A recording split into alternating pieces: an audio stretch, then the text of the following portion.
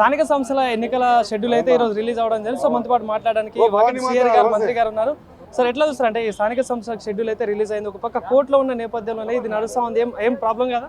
ఏమీ కాదు, మంచిగా జరుగుతుంది. 42%తోనే కాంగ్రెస్ పార్టీ ముందుకు పోతుంది. ఖచ్చితంగా 100% నాకు తెలిసినంత వరకు ఎలాంటి ఆటంకాలు కూడా రావద్దు. ఒకళ్ళు వచ్చేటట్టుగా దండం పెడుతున్న ఆటంకాలు కలిగించొద్దు.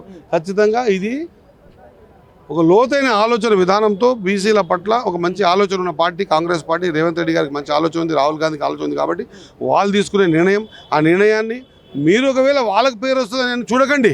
దీంట్లో బీసీ బిడ్డలు ఎవరు గెలిచినా బీసీ బిడ్డలే గెలుస్తారనే కోణంలో చూడండి. ప్రజాక్షేత్రంలో ఎవరైనా గెలిపించవచ్చు, గెలిచినోడు బీసీ బిడ్డ అనే కోణంలో చూడండి. ఖచ్చితంగా ప్రాబ్లం స్టార్ట్ అవుతుందని తెలియజేస్తాను.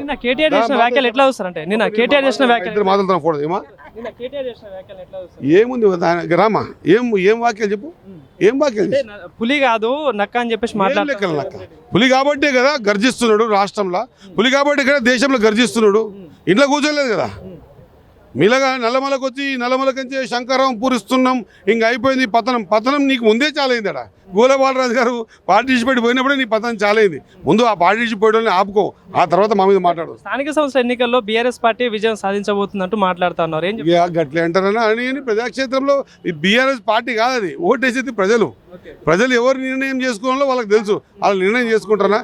బీఆర్ఎస్ పార్టీ కేటీఆర్ చెప్తాను, ప్రజలు ఓటేయారన్నా. నీకు దండం పెడతా. Okay, thank you.